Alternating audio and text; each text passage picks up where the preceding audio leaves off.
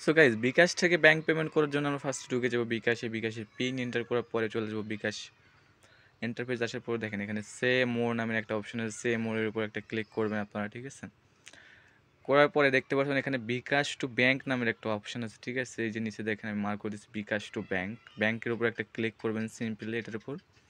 তারপরে দুইটা অপশন আসবে visa debit card and bank account. তো এখান থেকে আপনারা ব্যাংক অ্যাকাউন্টের উপর একটা ক্লিক করবেন সিম্পলি। তারপর দেখতে পাচ্ছেন এখানে অনেকগুলো ব্যাংক ডিটেলস শো করতেছে। তো আমরা এখন চলে যাব কোন ব্যাংকে আমাদের টাকাটা দিতে হবে। নামটা দেখেন এখানে লেখা আছে সিটি ব্যাংক বাংলাদেশ লিমিটেড, ঠিক আছে। তো আমরা এখান থেকে সিটি ব্যাংকটা সিলেক্ট করে নেব ফার্স্টে, যে খুঁজে দেখেন এখানে এটা আসবেন, ওই যে দেখেন সিটি ব্যাংক লেখা আসবে। তো এইটার উপরে একটা ক্লিক করবেন সিম্পলি সিটি ব্যাংকের উপরে। করার পর নিচে দেখতে পাচ্ছেন গাইস একটা অপশন আছে প্লাস অ্যাড, ঠিক আছে। অ্যাডের উপর একটা ক্লিক করবেন যেহেতু আমরা অ্যাকাউন্ট অ্যাড করতে চাচ্ছি। সো অ্যাড করার পরে এখানে দেখতে পাচ্ছেন লেখা আছে inter your bank account number. তো আমরা অ্যাকাউন্ট নাম্বারটা এখন যাই কপি করবো, এখানে অ্যাকাউন্ট নাম্বারটা এন্টার করতে হবে। তো যে ডিটেলসটা আমাদের দেওয়া হয়েছে সেটা আমরা খুব সিম্পলি কপি করব, করার পরে তাড়াতাড়িতে পেস্ট করব। করার পরে নিচে দেখতে পাচ্ছেন 2 1 থেকে একটা শুরু আসছে, এটা হচ্ছে না অ্যাকাউন্ট নাম্বার, এইটুখানিকে আমরা জাস্ট কপি করব, ঠিক আছে। এইটুখানিকে আমরা কাট করে কপি করে নিলাম, ঠিক আছে গাইস। তো আমরা আবার চলে যাবো বিকাশ অ্যাপসের ভিতরে, যাওয়ার পরে এখানে সিম্পলি এটা পেস্ট করে দিব। দেওয়ার পরে দেখতে পাচ্ছেন প্রসেসটার উপরে ক্লিক করব নিচে এখানে।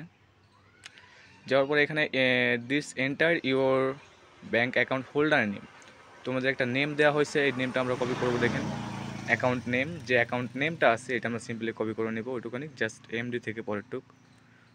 সো এটা কপি করলাম, কপি করার পর চলে যালাম বিকাশ অ্যাপসে। তো আমরা বিকাশ অ্যাপসে যেটা পেস্ট করলাম, করার পরে এখন আমাদের অ্যাকাউন্টের পিন আছে যেটা বিকাশের পিনটা এন্টার করতে হবে, ঠিক আছে। জাস্ট সিম্পলি পিন এন্টার করলাম আমরা। পিন এন্টার করার পরে নিচে দেখবেন কনফার্ম পিন, এখানে একটা ক্লিক দেবেন সিম্পলি, ঠিক আছে। আমি আমার পিনটা দিয়ে কনফার্ম করলাম। তো দেখেন সিম্পলি সাকসেসফুলি ওর অ্যাকাউন্ট অ্যাড। তো এখানে আপনারা যদি চান ডাইরেক্ট পেমেন্ট করবেন তো ডাইরেক্ট পেমেন্ট করবেন, সেন্ড ব্যাঙ্ক অ্যাকাউন্ট, ঠিক আছে, সেন্ড টু ব্যাঙ্ক অ্যাকাউন্ট। এখানে ক্লিক করতে পারেন, কিন্তু আমরা হোম স্ক্রিনে চলে যাবো, back to home screen. So যে আবার ক্লিক করব বিকাশ টু ব্যাঙ্কের উপরে, সিম্পলি এখানে ক্লিক করার পরে দেখতে পাচ্ছেন ব্যাঙ্ক অ্যাকাউন্ট, ওখানে যাবো আবার, ঠিক আছে গাইজ। যাওয়ার পর দেখতে পাচ্ছেন এখানে কিন্তু আর আমাদের কোনো ব্যাঙ্কে অ্যাড করবো না, এখানে কোনো ব্যাঙ্ক আমরা সিলেক্ট করবো না। তো যে ব্যাঙ্কটা আমরা অ্যাড করছি সেটা আগে দেখেন, এইখানে কোনো ব্যাঙ্কে নেক্সট ক্লিক করবো না আমরা, ঠিক আছে। এগুলো আর কোনো কাজ নাই। সো উপরে দেখতে পাচ্ছেন সিটি ব্যাংক নামের একটা সেফ ব্যাংকসের ওখানে একটা সিটি ব্যাংক লেখা আছে, ওইটার উপর সিম্পলি ক্লিক করব, উপরে যেটা আছে, ঠিক আছে। তো এইখানে ক্লিক করলে আপনারা চলে যাবেন যে ব্যাঙ্ক অ্যাকাউন্ট অ্যাড করছেন ওটার এখানে। তো চলে যাওয়ার পরে দেখতে পাচ্ছেন আমাদের অ্যাকাউন্ট অ্যাড সাকসেসফুলি হয়েছে। দেন ওইটার উপর একটা ক্লিক করব, করার পর আপনাদের অ্যামাউন্টটা কত, মানে আপনি কত টাকা পাঠাতে চাচ্ছেন, কত টাকা প্রোডাক্টের দাম আপনার বলে দেবে, ওই টাকাটা আপনারা এখানে অ্যামাউন্টটা লিখবেন। সাপোজ আমি 50 টাকা সেন্ড করে দেখাবো। তো এটা 50 টাকা অ্যামাউন্ট দেওয়ার পরে এখানে দেখতেন ক্রস বেকন আছে, ক্রসের উপর ক্লিক করবেন। করার পরে আপনার যে বিকাশের পিনটা আছে সেটা দিয়ে জাস্ট নিচে দেখবেন যে বিকাশ পিন চাচ্ছে, দেওয়ার পরে বিকাশ পিন দিয়ে নিচে কনফার্মের উপর ক্লিক করবেন, কনফার্ম পিন, ঠিক আছে।